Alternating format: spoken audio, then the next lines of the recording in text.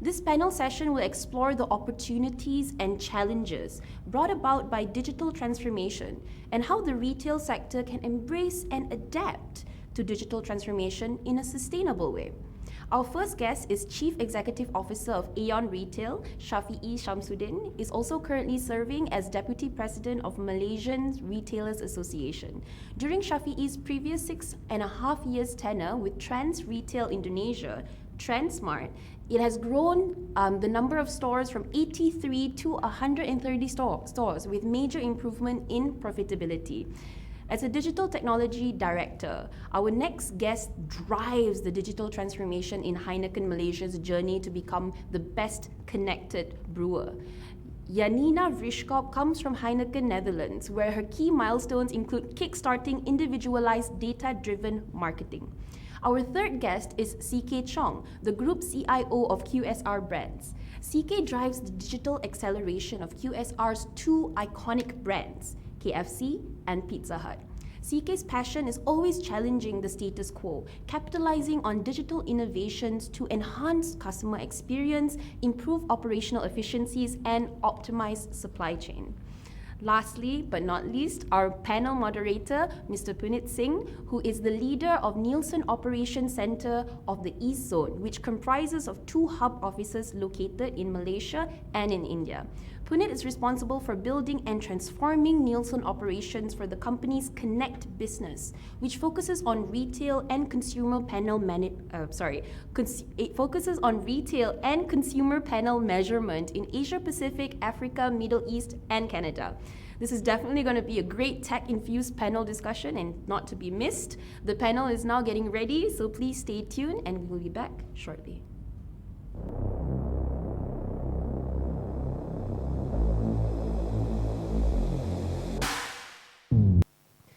Good morning, everyone. So let's get started.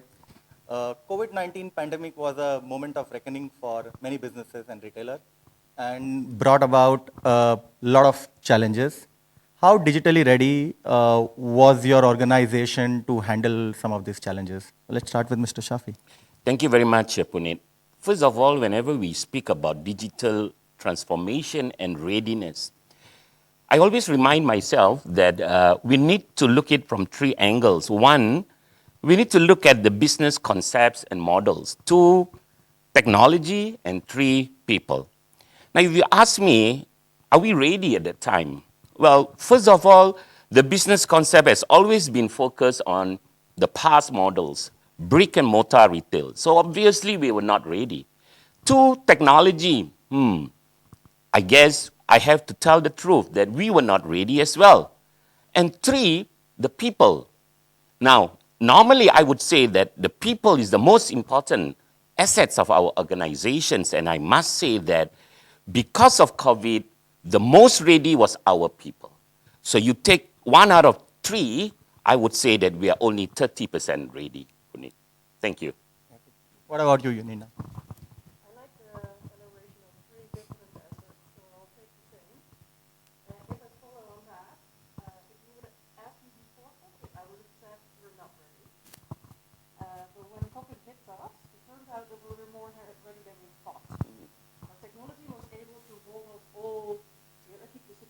Running with just bare minimum of people. Everyone was able to work from home. We had to speed up on some connections and some of this stuff, but within a week we were there. So I was really proud of the team as well. And then you come with the people part, and if you talk about digital knowledge, I think limited, right? But the ability to change, to be open for change, there was, I think, the most surprising part of the organization. Is that actually everyone was open to battle, to win this. So we started sports, an agile way of working, without ever working agile before. So for us, this actually was a very big start. And one of the key things that we were fighting for 2 years is actually keeping our e-commerce alive. And this was a blessing in disguise at the moment as well. So 3 elements, and I could say yes. Now I can say yes. Yes, we were ready. Yeah. CK? Yeah, I think very good question, Punit. In fact, from a QSR brand perspective, we have been operating both KFC and Pizza Hut brands for the country for more than 30 years now. And being the leader in the QSR space, we were very fortunate in the sense that we have been serving our customer through our e-commerce platform as well. Yeah, we have our KFC mobile app, Pizza Hut mobile app. Customer is already engaging our brands digitally. Yeah, but prior to COVID-19, we were trending at a lower teens kind of percentage in terms of the total sales contribution through the digital channel. But having said that, we do have challenges when COVID-19 first hit the country. Yeah, back then in March 2020. Challenges in the context of our coverage and our capacity. Yeah, for instance, in terms of the quick service business, we are serving our customer through the entire ecosystem. Yeah, from our e-commerce platform all the way to our kitchen, our restaurant, and our delivery fleet. Yeah, so when COVID-19 first hit us, yeah, no doubt our digital front end is ready, our e-commerce store is ready. However, we do have severe what I call challenges when it comes to capacity. For example, we do face challenges in terms of having adequate number of delivery personnel to deliver product to our customer. In terms of coverage, for example, during the onset of the COVID-19 last year, in KFC, we have 740 plus stores. Only like one third of our restaurant is equipped with delivery capabilities. So we do have severe challenges when it comes to coverage and capacity in that space. Yeah. Thanks. Yanina, who owns the digital transformation in your organization? Oh. And who sets the agenda? That's always an important question, I think, yeah. Of course, I'm hired to come here to steer the digital transformation, and it turns out I'm not that needed, actually, right? And that's also mainly because it's steered by us as an MT. It's not just me. And for me, that's the key of a digital transformation, right? If one person starts driving it and it's not on the board agenda, so it's not part of the strategy, it's not going to happen. And for us, it's one of the 5 pillars of our strategy, yeah. CK? So in the context of QSR, I work in conjunction with my leadership team. For example, my managing director, Mr. Nacho Cano, he set a vision for the company. We need to transition from an analog company to a digital company. And then he's setting now a vision for the company. How can we transform QSR brand into a digital company that sells food? And that's actually create a whole spectrum of digital design conversation within the organization. I work very closely with my brand leadership as well in terms of our COO, in terms of our CMO, in terms of laying a digital roadmap to really help the brand to transform and to actually interact with our customer in a very digital manner. And that's how we work together in driving the digital journey. Apart from that, on a regular basis, on a monthly basis, in fact, yeah, I, for example, together with my technology leadership team, always sit down and engage our, let's say, KFC leadership team. In the forum, we call it the Tech Talk. Yeah? In that monthly Tech Talk meeting, we do nothing but just talk about digital. Yeah? What are the new technology in the market that we can actually bring to our brand to engage our customer better? How can we, for example, look at all the new digital element, look at our competition watch, how are they using digital to really compete in the market space and things like that. That's how we really drive a lot of digital innovation through that senior leadership forum, yeah, and that's how we do it. SS? Well, as for me, people has always been the key driver of any transformation. When we look at what happened in COVID at that time, most of us were actually shocked by the speed of change. Take an example. When we wanted to address points of supply, we had many examples, be it eggs, the commodities, or bread. Customers are asking, where are the supply? At that time, we had to make some choices to go down to the ground and say, if these are the demand from the customers and we don't have answers immediately, so we need to find answers and communicate with them. Now, which medium are we going to use? Are we going to use a printout? Are you going to use a Facebook or which ones? And I must admit that at that time, we don't have that agility, like what Nina has said, that we need to build that.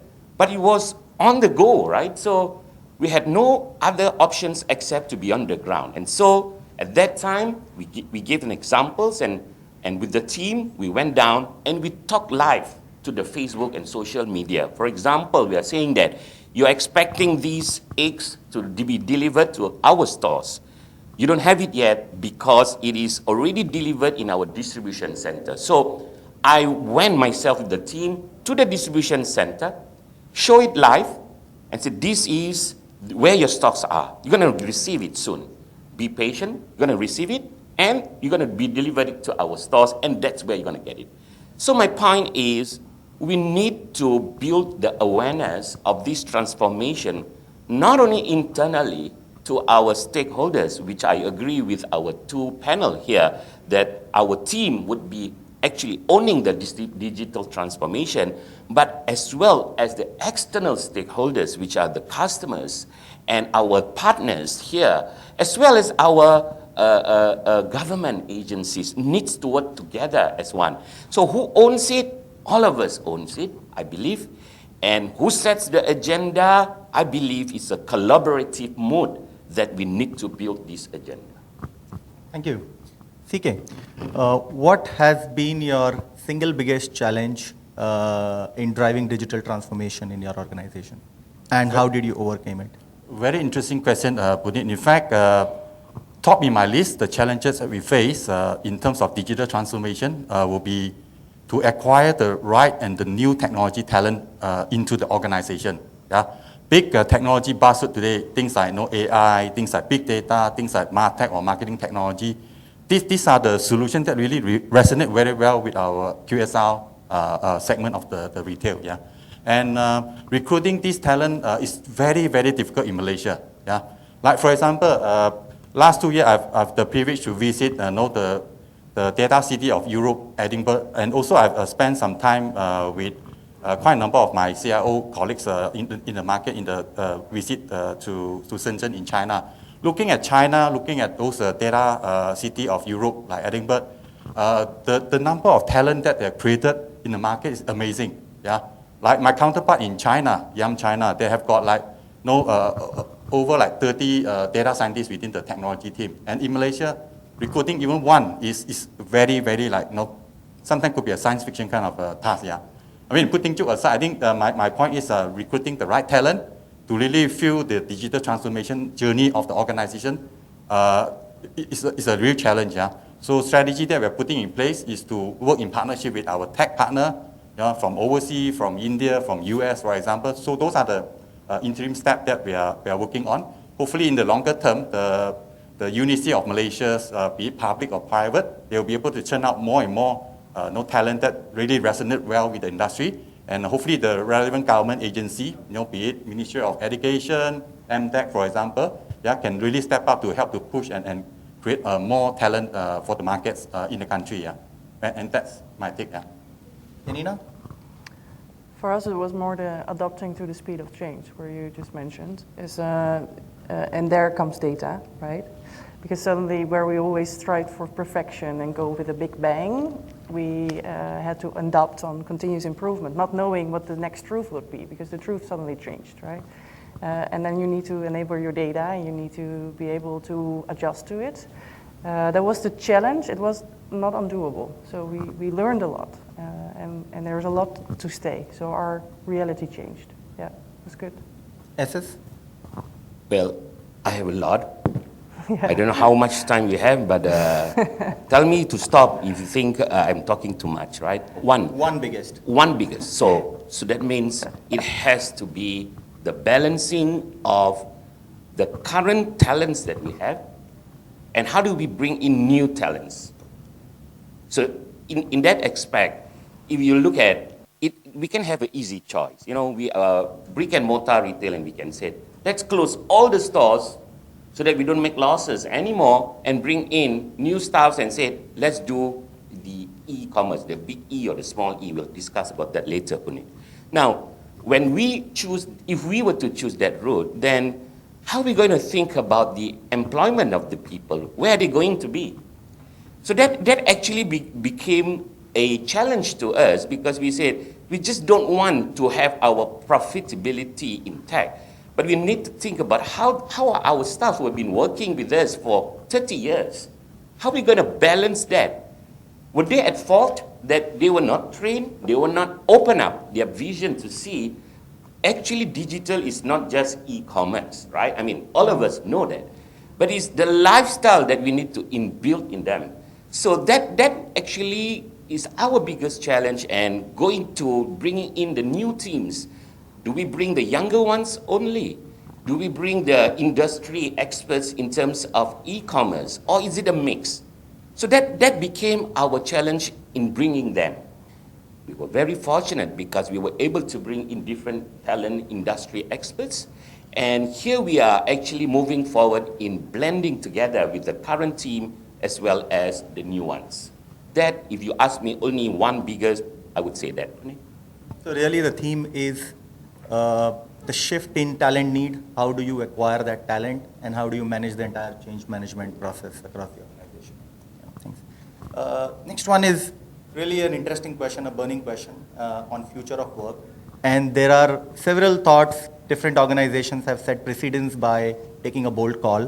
What I want to hear, starting with SS, your thoughts on how do you envision future of work? Is it, in the new normal post-COVID scenario, is it continues to be fully work from home, or the model that we operate today, or it goes back to the normal model, or somewhere in between? What's your thought?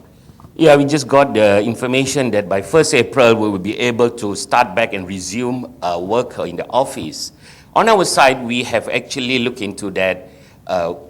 Came COVID at that time, we say that it is important for us to envision that in the future, 30 to 40% of our workforce will continue to work from home or from everywhere, right? So because we see it as moving, it's agile, so we need to be moving from one place to another. So the way I see it is that we should continue to prepare ourselves. There are three things that we said we need to prepare. One would be the top-down or the bottom-up. Which one should we be choosing the way how we run businesses? And we said the future would be more bottom-up. What does bottom-up mean? Bottom-up means we have to be on the ground meeting the customers, meeting the teams. Now, with all these digital transformations, we are saying that we can't be staying in the office or at home. So the way how we have to move forward is really about being on the ground with the people. So that is the way how we need to prepare. Two, we would then say we have to be personalized. So we can't continue to be in the office and thinking that everything will work. So we need to come forward to see our partners, to see our tenants in our malls. Are they doing well? So how personalized it can be. And third, the most important point is being transparent, right? So the question will be, how do we know our staffs are going to work if they are at home or at any place where they are supposed to work? That's where the digital comes in. So in what we are doing right now, we set up our own apps right now, and we are actually bringing that apps to get our teams to use. That means wherever they are, they can just log in and say, this is what they are working on, and this is what they are actually engaging with our suppliers or our customers or our staffs. So we have that kind of engagements on daily recording together with them. And likewise for our customers, we are not yet there. We are working on a few solutions where we are able to interact live, and that can also be recorded inside and build and consolidate future AIs. That would be something. Thank you. Can I ask him something? So how do you do that now? Because everyone is working from home. Do you have the feeling that you have to have more grip on what people are doing? Is that? Yeah, so that's where the beginning of trust. At the very beginning, you are right, Nina. Those managers who are working from the office would say that, I don't know if they are really doing what they are saying. But I think it's a lot about exemplarity. So myself, I work Monday and Fridays, and I make sure that I do not go to the office on those other days that I'm not supposed to be. And by setting up that example, we do as well, the top leadership, the 8 of us, the Aeon Leadership Council, we say, you need to as well do the same thing and do it where we are supposed to be, is at home. Yeah. So by building that trust, then gradually there is more openness to share. I can't do this because I don't have that system in my home. So we build that and bring it back to the home accordingly, the system that it needs. Sorry. Yeah. Oh, it's again. CK? Now, I think from a QSR brand perspective, ever since COVID-19 hit us back March last year, we have formulated what we call the Business Continuity Committee to really drive the risk mitigation of our business and also our brands. Yeah. Collectively, if I look at QSR brand today, we have recruit close to about 35,000 employees across the 4 markets that we're operating, mainly in Malaysia. That's our largest market. And the part about QSR leadership team, we are a very heart-led business. Heart-led in the sense that whatever business decision we make, we always consider our people, our customer, and things like that. So therefore, in our Business Continuity Committee agenda, high up in our priority is first, our employee safety when it comes to COVID-19. Yeah? Second one is our customer safety. Yeah? How do we deliver our pizza, for example, yeah, safely to our customer without infecting our customer? Yeah? Third one is our food safety. That's very high up in our priority as well. So being a heart-led organization, if, for example, I look at what happened in our brand during the peak of COVID-19 last year, yeah, imagine we do have a store team member serving our customer, taking order every day, yeah, and in the peak of COVID-19, this employee of ours has got similar concern as well, just like us. Yeah, how do I prevent myself? How do I protect myself? How do I take care of my family at the same time? While the market is in the turmoil, people are losing jobs and businesses are closing down. So there's a lot of issues and challenges. And I'm glad that from a business continuity perspective, our committee realized the importance to keep our employees safe so that they can focus on the job and service our customer well. And that was the biggest challenge when it comes to managing the people aspect of our business. Yeah. And therefore, I'm glad that our HR department has set up a very good process to really take care of our employee, set up an employee counseling hotline just in case any of our restaurant crew, be in KL, in a remote area like Sabah or whatever, they have someone to call a point when they need counseling, they need help. Yeah, we even went to the extent of providing counseling assistance and even financial assistance for employee or family member that has been affected. And that's how, being a heart-led company, we really drive a lot of employee safety aspect of the business. Yeah, and therefore, from the restaurant perspective, we have no choice. Yeah, being a retail business, being a quick service business, we still need to have our people full-time running the restaurants. Yeah, serving our customer, taking order, cooking in the kitchen and things like that. But what is more important is how do we make sure all the safety procedure protocol are being complied. Things like wearing PPE, proper sanitization of our restaurants and our what we call the food as well. How do we transform our food from a traditional way of delivering into a contactless delivery? Yeah. For example, we have a lot of conversation early on during the onset of COVID-19 last year. We learned from our principal, Yams, and also we had a media conference call with our counterpart in China. As you know, China, Wuhan, is the starter of a place for COVID-19. So there's a lot of learning in China that they have gone through before the COVID-19 hit our shore. And therefore, we learned a great deal about how to do contactless delivery. And in fact, Yum China is the first brand in the world that created the term called contactless delivery. So we actually learn on the best practice that we can get from our Yum system. And we actually put a lot of this effort into delivering a safe pizza and safe fried chicken to our customer. And that's how we evolve. And so with that, in terms of our retail environment, we have no choice, but we still need to make sure we man our restaurants. But we have all the policy and procedure in place to protect our employee, to protect our customer, and to make sure our food is safe for customer as well. And that's the principle have been driving us in terms of managing the people aspect during COVID-19. However, in our term, we call it non-essential staff, support staff in our head office. Yeah. So people like my IT folks, the finance department and things like that. These are the people that can actually work from home or in the office. At the moment, our management has decided our people continue to work from home, except the essential staff that we need to man the office. Yeah. So apart from that, this committee that we have will regularly review. I guess it all will depends on the the national vaccination program, that the government is pushing.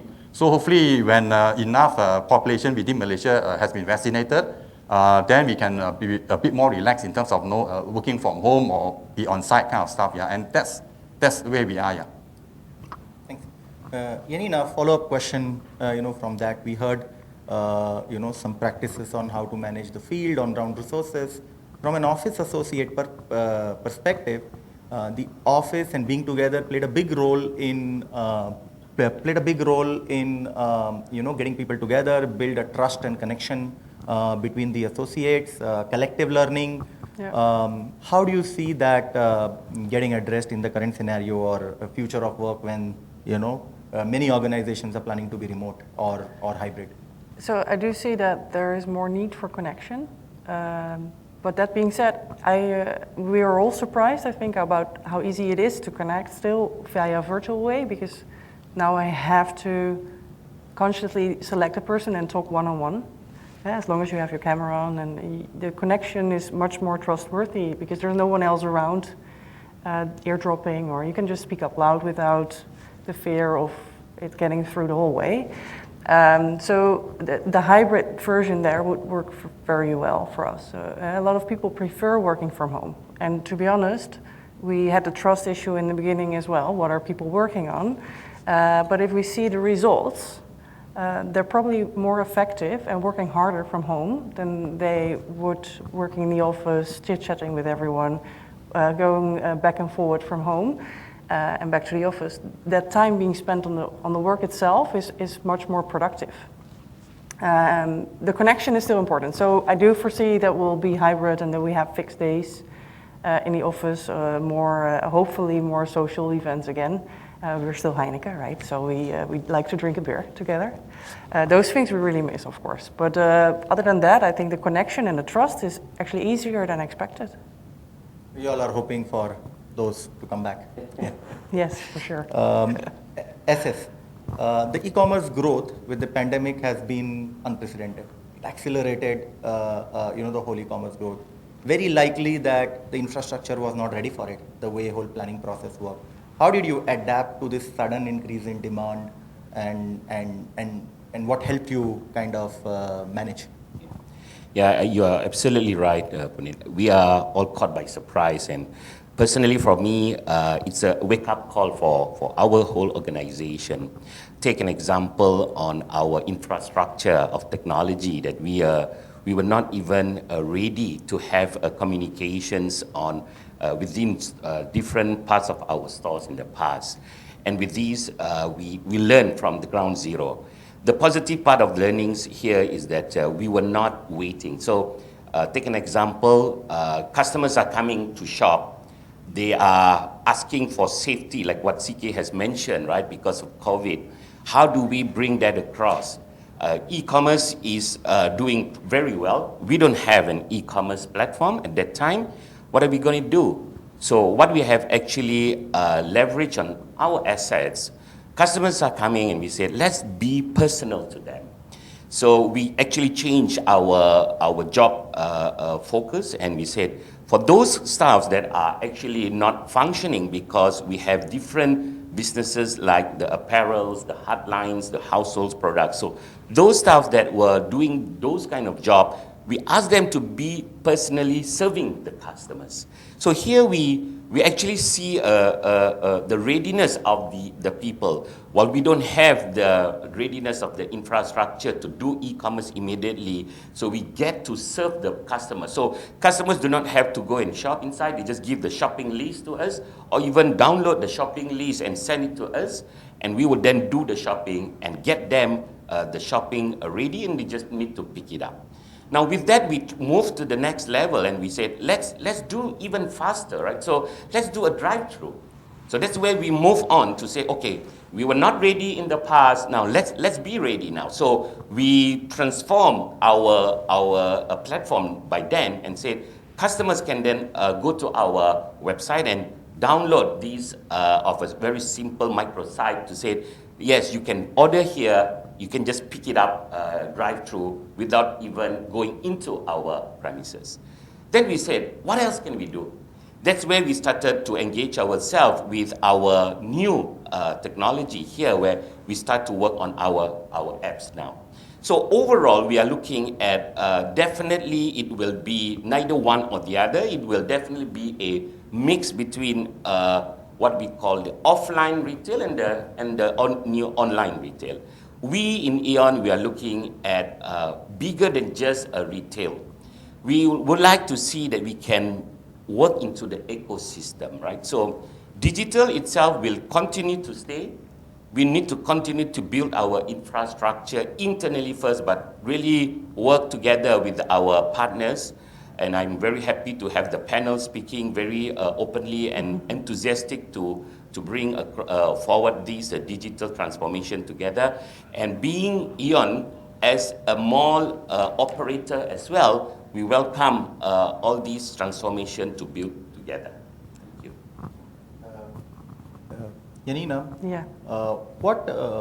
what robotics and AI solutions do we use in the supply chain, to facilitate and scale faster with the growing demand in e-commerce? Yeah, so our ambition as a company is one of the pillars is digital transformation, as I mentioned, and that is become the best connected brewer worldwide. So it's not just for Malaysia, but it's and we as Malaysia, of course, adopt that.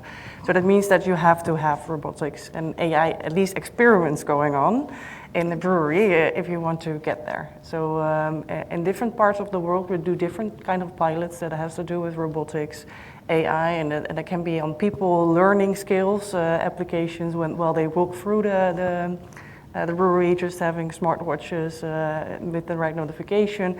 It can be machines that interrupt the brewing process because they measure a different quality than expected. And it can also just be the basics of packing and filling up, right? It's a big chain going on. So there's a lot happening, yeah. But for us, it's a bit similar as my partner just said. We're focusing also on a unified ecosystem. And for us, it starts with the customer. So in Malaysia, that's the biggest focus we have right now. So we just launched our B2B e-commerce. We have a B2C e-commerce. And there's a Salesforce automation, and that's dripping into the supply chain. So at the end, yeah, best connected brewery, that's where we're running for, yeah. CK, with the reopening, do you see the consumer pattern changing? Do you see the consumer pattern changing and the e-commerce penetration rolling back as people want to visit the physical shops, and it's varying the whole volume? How do you handle with the sudden changes? Yeah, I think again that's a very interesting question, Puneet. I think certainly consumer behavior has changed. Yeah, majority of our customers, in fact, during the peak of COVID, they actually pivoted to, in our term, we call it HMR, home meal replacement. No longer dining in our restaurants, and that's the behavior that we have observed very clearly.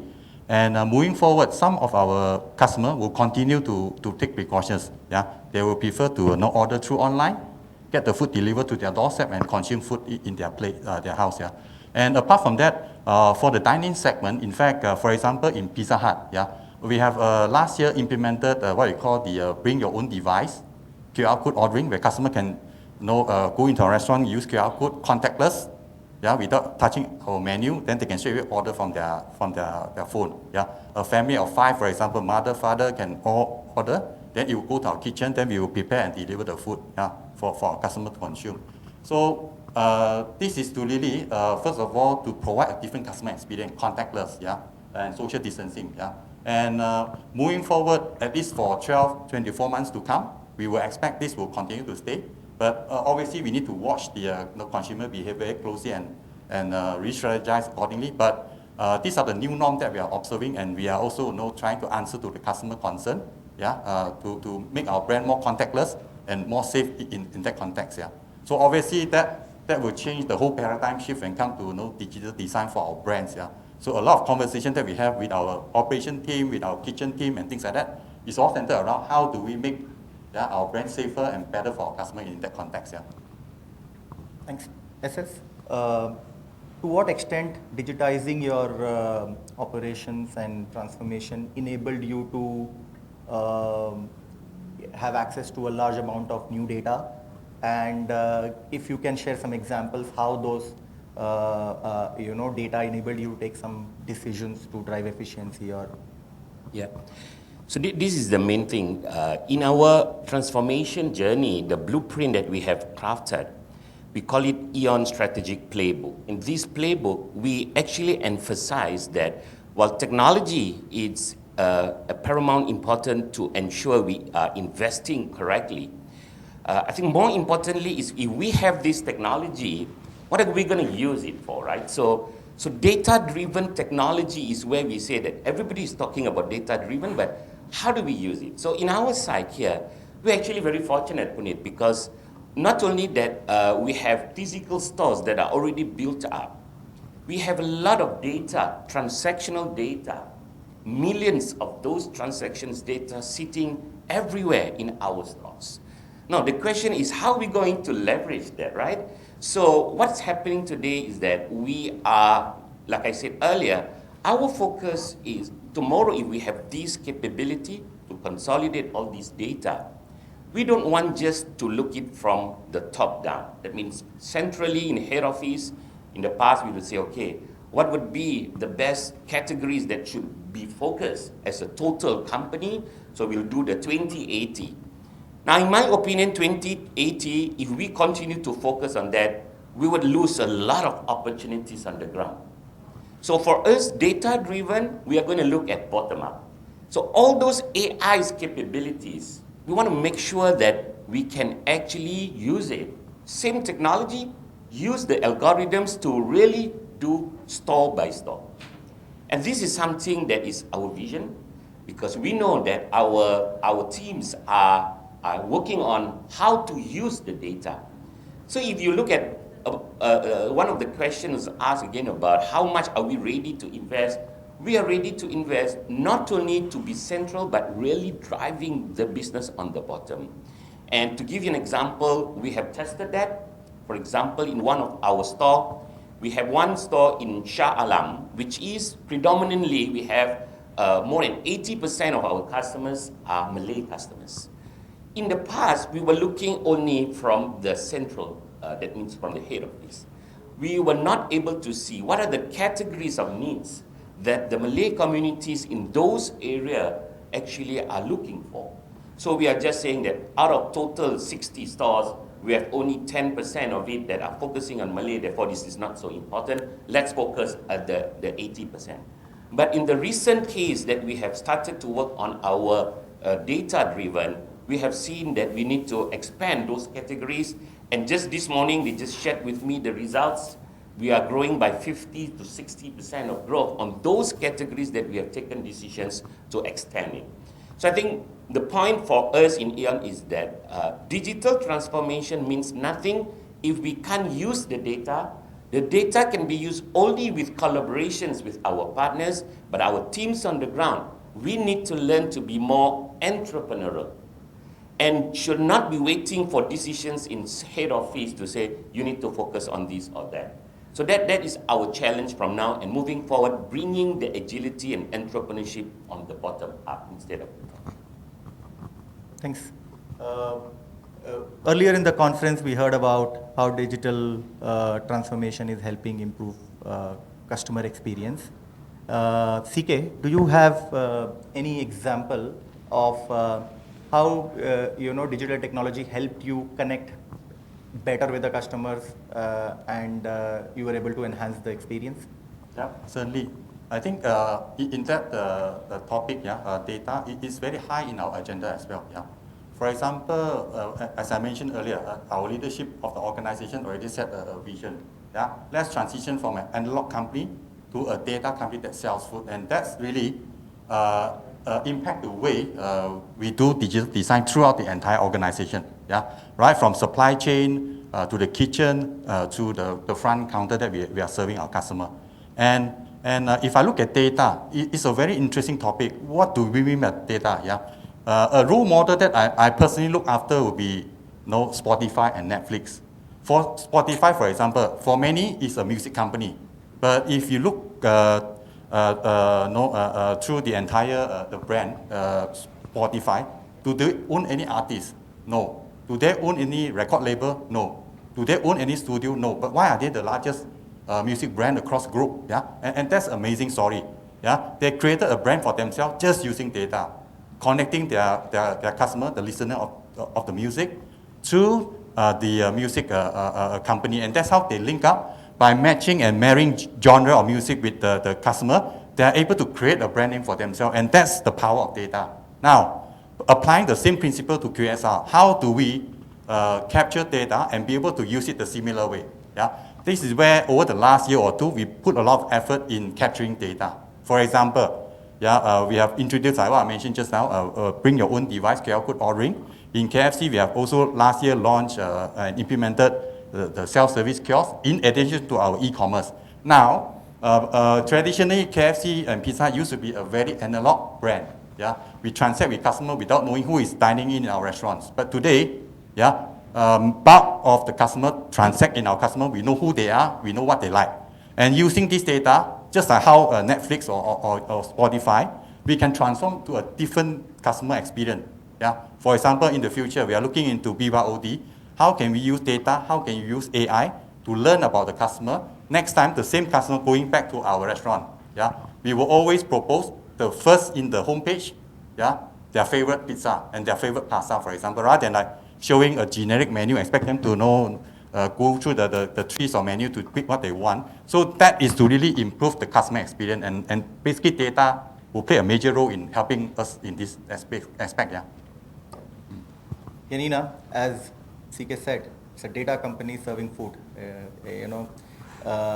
The digital technology and transformation is disrupting the traditional industries as well gradually. What's your thought on workforce strategy and talent strategy? How do you see it changing, and what are your plans? You're talking about getting the right people in the right place, right? Yeah, it's a challenge. I recognize that. So our strategy is also to do more sharing and caring. So we see that, especially on the digital transformation, if you look within our corporate, every OpCo has a bit the same challenges. So we're checking now with how can we make the fundamentals at least the same, so that not every OpCo has to invent the wheel themselves, and therefore also don't need all those capabilities and talents on the same place. That's one thing. Another thing we did is actually creating a playbook where we all have our same job profiles defined globally, which we're now implementing with a new digital and technology transformation organization, which means that my people in Malaysia have a certain job profile and experience, and it's the same in the other parts of the world. So it's a transparent HR system we're creating with a different reward system behind it as well. That's a way for us to try to be more attractive as an employer.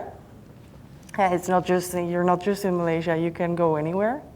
And also to skill up the right skills at the right time. So with the fundamentals at certain places in the organization, we're also able to go to a country where the talents are, for example. You were talking about Edinburgh. For us, it's we're doing stuff in Poland, India, of course. So that helps that I don't need to hire 30 data scientists myself. I can actually lean on APAC there. Thanks. Let me cover one of the audience question. SS, there is a lot of negativity that people foresee due to COVID-19 pandemic. What are some of the positives and opportunities that you see, you want to share with the audience? Yeah, thank you very much. I think that also leads to the questions about initiatives, whether we have initiatives in Aeon in focusing on startups and so on. So my answer to that, Puneet, would be because of COVID, we have actually looked ourselves as a much smaller company than before. In the past, we thought that Aeon is, we are here to support everyone, we are here to give the best to everyone. But in fact, it's the reverse. We have to learn more from everyone. So what we have actually done in particular is to actually build what we call our Engine 2.0. So we have a business unit called Engine 2.0 for Shaj Rajapan, who asked that question. Yes, we do have that. We have this business unit 2.0, and here it's where it's focusing on all new business and startups. And this is something good because of COVID, we realized that we need to build that. So very recently, we have actually worked with a celebrity whose name is Alif Sattar. He came up with the idea to start up his business, right? So he said, I have a recipe I want to do, but I don't know how to do it, and I don't know how to invest it, and so on. So I said, let's do it together, right? So we actually get his recipe, we create and develop that together in our processing center, which is centralized, get it right with him. He agrees with that, and we said, let's deploy it to 60 locations in Malaysia. And then I said, now Alif, it's your turn. Communicate to Malaysia that this is yours and buy. So what happened is that in the last 1.5 months, we have sold 100,000 packets. Now the best thing is Alif did not have to invest anything. That's where we feel that it's more meaningful to us in Aeon. And that's where we call it Celebrity Kitchen, or in a way we're going to put it as Dapo Celebrity. So that is an example of the startup and something good that we have actually come up with since COVID. Thanks. Another question from audience, and Yanina, maybe you touched this topic, is on human capital with the change. How do you manage human capital? So question is, do you continue to monitor them because they are not in office, or do you trust them and treat them like partners and measure them on something else? For me, a big part of the transformation is actually the cultural change, right? The agile mindset, which comes with openness, trust, giving mandate, and ownership to the people that are actually doing the work. And with that comes a lot of recognition. I truly believe if you give people the mandate and the ownership and the acknowledgement for the achievements, that's actually the best joyful way to go to work every day, the best motivation. So that's a big part of the program actually. And I do it with passion. It's really in my heart. So for me, it's not about technology or going to certain trainings because your functional knowledge. It's really about how can a specific person grow in his own area and understand where his strengths are. For me, you don't need to be strong in everything. You can be strong in specific parts, but let's touch that part and grow on that. That's very important. In human capital, it's really about the human and not the capital. Yeah. CK, with Malaysia plans to introducing 5G, and 5G is being touted as one of the biggest disruptive themes in the coming years, with extra high internet speed, low latency. How do you see this, supporting the retail sector? I will use one word, transformational. Yeah. For example, again, two years ago when I was had the privilege to visit Huawei Innovation Center in Shenzhen, China. So for me, that was an eye-opener. Yeah, how Huawei drive the 5G market, how they innovate, how they bring a lot of the innovation to different what I call verticals. Yeah. So in the innovation center, they have got a retail showroom there. They showcase all the 5G technology in their innovation center. So that was really a mind-boggling, mind-opening kind of a visit for me. But in the context of QSR, I would say very resonate well with me and my brands would be two things. Yeah. First one is what we call the connected restaurant strategy. Yeah. Obviously, today, QSR brand, we are managing more than 1,100 plus restaurants across the country. And with that, connectivity become a very key to our foundation of digitalization. Yeah.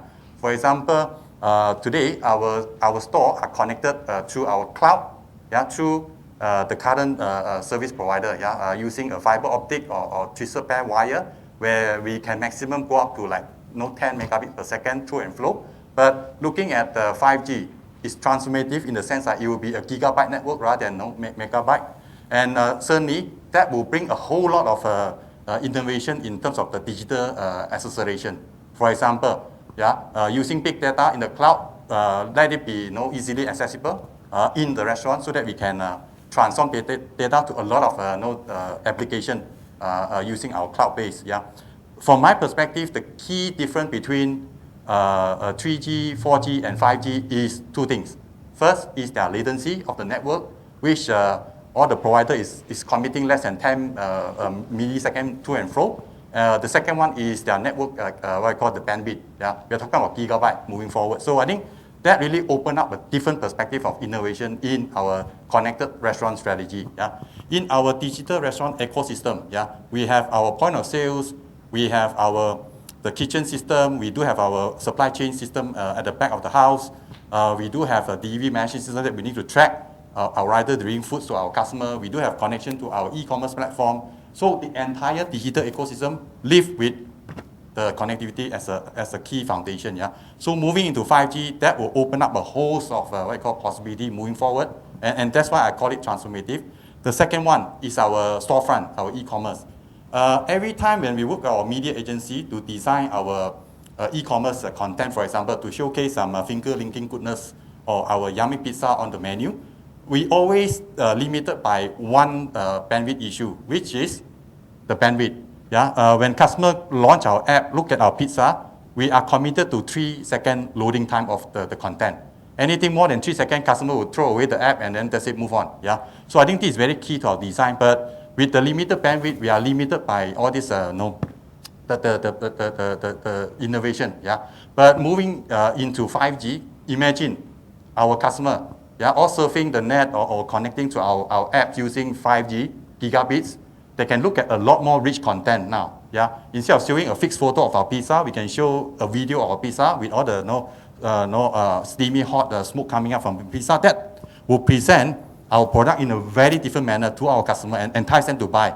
Yeah, so I think these are the possibilities that 5G can really bring to our retail segments. Yeah. Thanks. Another emerging technology making news is blockchain. There are multiple use cases being speculated. I want to hear your thoughts, SS. How do you see it playing a role in the retail sector? Well, blockchain or these new technologies that we have all heard, more tokenization and so on, I believe there's a lot of gaps between the reality on how we actually leverage on those technologies.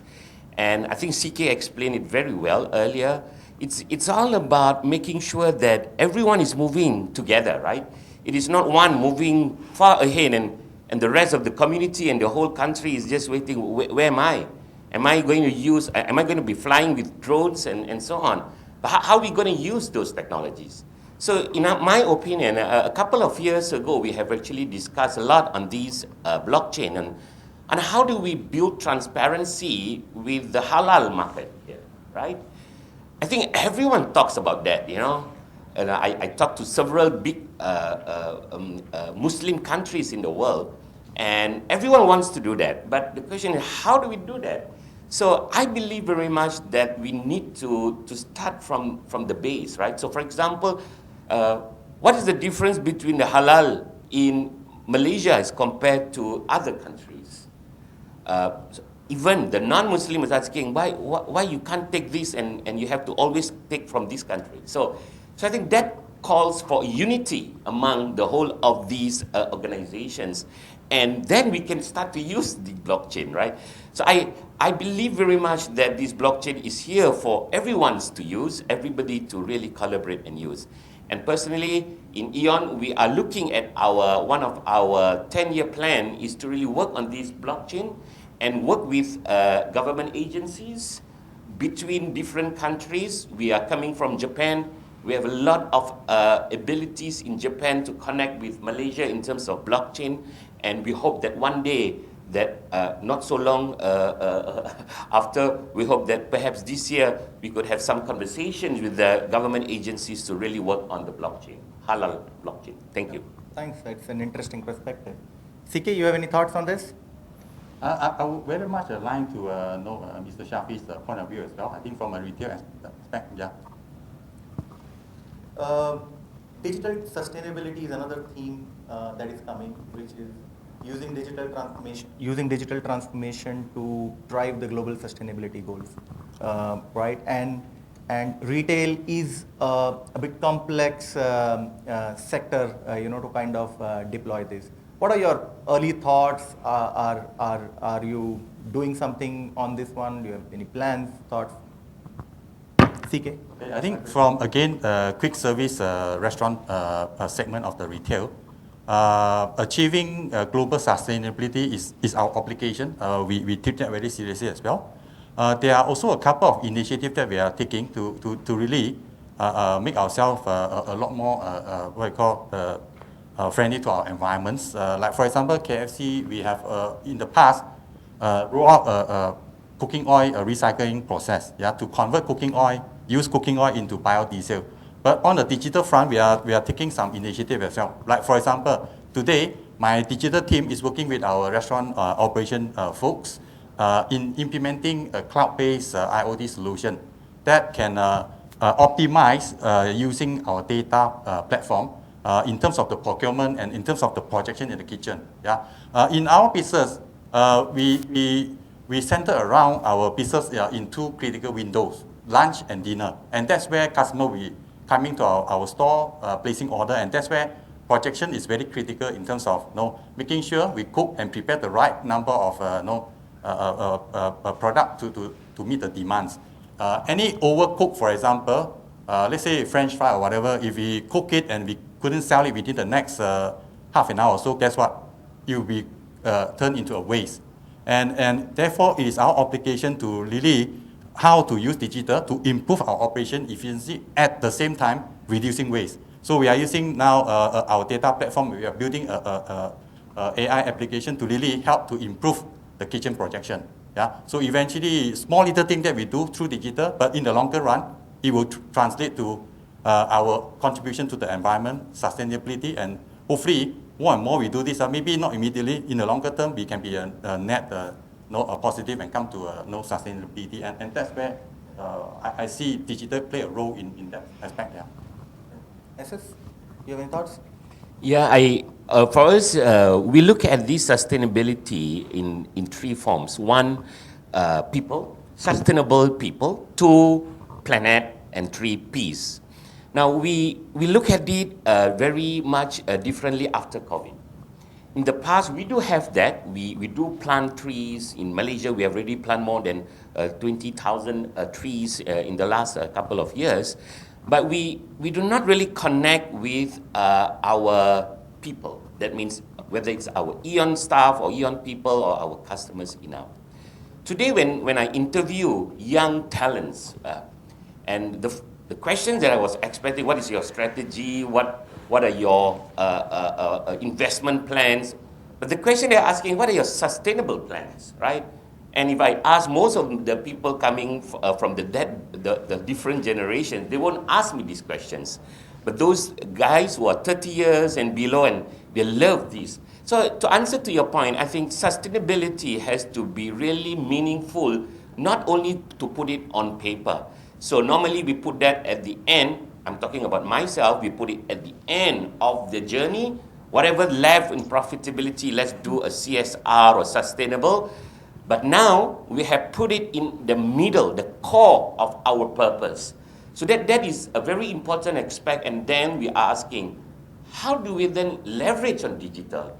So for example, we have actually looked at a platform that is similar to perhaps the Food Pandas of the world or GrabFood.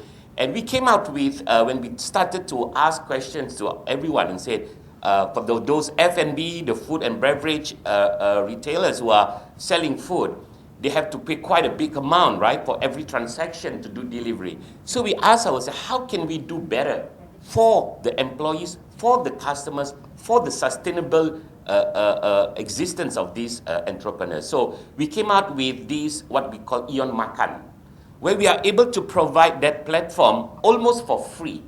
And this is where we try to make the difference, and we even give as well the employment. So it's a new employment. So that's part of people, and that's part about how do we continue sustaining the businesses for the small entrepreneurs. Thank you. Last question, Yanina. What is your message to our audience who are looking to drive digital transformation in their organization? What would you suggest them to start with and focus on?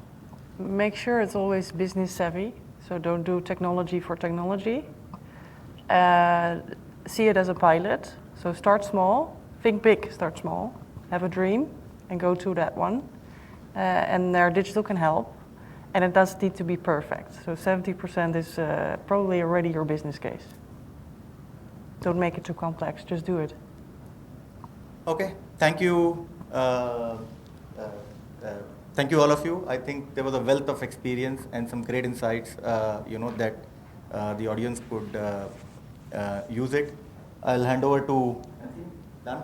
So thank you very much for tuning in, and take care. Bye. Thank you. Thank you. Thank you. Thank you.